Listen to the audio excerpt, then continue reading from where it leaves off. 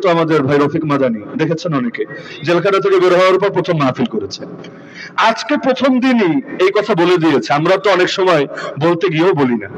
32 মাস jail খেটে এসে আজকে ডাইরেক্ট বলে দিয়েছে যে আমরা আরো বহু আগেই বের হতাম, প্রশাসনও চায় না আলেমরা এত লম্বা টাইম পড়ে থাক, কারণ ওদেরও যে ভেজাল পোহাতে হয় না এমন না, যত আন্দোলন হয়, যত মিছিল মিটিং হয়, যত ধরনের হুমকি ধামকির শিকার হয়, ওদেরও বিভ্রান্তিতে পড়তে হয় না এমন না।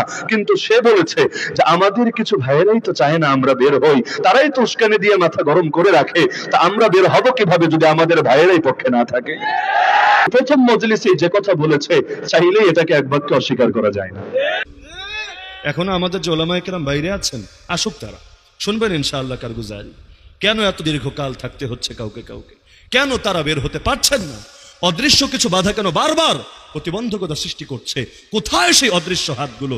ইনশাআল্লাহ আজ হোক, 10 বছর পর হোক, 100 বছর পর হোক, একদিন না একদিন জাতির সামনে প্রকাশিত হবেই হবে। তবে আমি একটা কথা আমি বলেছি, পরিষ্কার আজও বলি, আমি মনে করি যে আমি সহ আমাদের যত সহকর্মী আছে, আমাদের কারো এই মাজলুমিয়াতের জন্য, আমাদের উপরে এই জুলুম এবং নির্যাতনের জন্য কোন আলেম, কোন পক্ষের আলেম এটার সঙ্গে জড়িত নাই।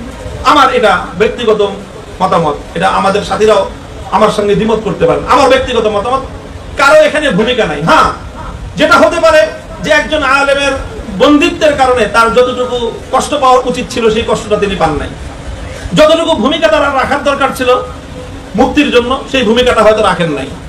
বেশির চেয়ে বেশি এটাও হতে পারে যে আমরা বন্দী হওয়ার কারণে কেউ কেউ মনে মনে খুশিও হয়েছে, হতেই পারে, কারো সঙ্গে ব্যক্তিগত রেষারেষি থাকতে পারে, এটা কোনো খুব বড় কোনো বিষয় না।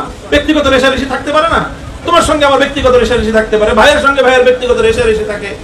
ভাই যার সঙ্গে রেষারেষি, সে বিপদে পড়লে আরেক ভাই একটু কি হয়, ভালো হয়েছে, ঢুকছো না, এবার মজা পাও। বড় বড় কথা তো, আমার সম্পর্কে তো অনেকে এই কথা বলছে যে বেশি বড় বড় কথা কয়, এবার মজা বুঝুক, আরো ভালো করে বুঝুক, তারপরে বের করব। মজা বুঝি নাই, মজাও বুঝছি, সবই বুঝছি, এবং বের হয়ে এসে দায়িত্ব নিয়ে এই কথা বলতেছি। আগে যা বলেছি সঠিক বলেছি, আগামী দিনে যা বলবো ইনশাআল্লাহ সেই ধারাই বলবো কথা।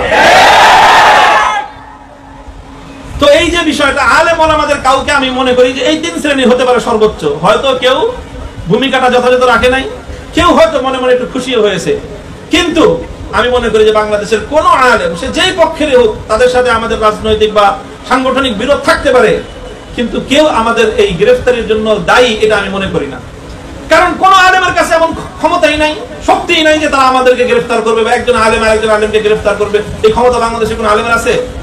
এটার জন্য শতভাগ দায়ী হলো তারা যাদের হাতে রাষ্ট্রশক্তি আছে, এবং তারাই এই কাজটা করেছে।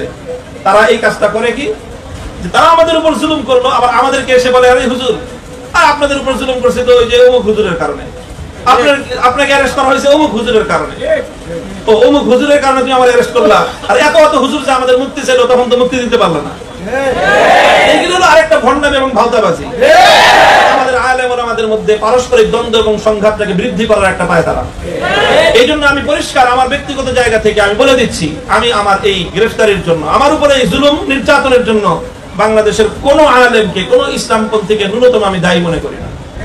হ্যাঁ, কারো কারো ভূমিকা কম বেশি থাকতে পারে, সেজন্য অভিমান থাকতে পারে, অভিযোগ থাকতে পারে, কিন্তু এটার জন্য দায়ী মনে করি না কাউকে। কাজে এই যে কথাগুলোর মধ্যে আমরা পূর্ণ সতর্কতা অবলম্বন করতে হবে। তবে কথা এটা এই যে জুলুম এবং নির্যাতন হলো, আমরা হলাম ভিকটিম, আমরা মজলুম। অন্যান্য উলামায়ে কেরামের কাছ থেকে আমরা যে আচরণটা আশা করি সেটা হলো এই, যারা আমাদের উপর জুলুম করলো, যতক্ষণ পর্যন্ত তারা এই জুলুমের জন্য তারা অনুতপ্ত না হবে, ততক্ষণ পর্যন্ত আমাদের আলেম ওলামারাও তারা তাদের সঙ্গে সম্পর্কটা ওই মাত্রায় রাখবেন। বেশি মাখামাখি যদি তাদের সাথে করেন, দেখতে আমাদের কষ্ট লাগে।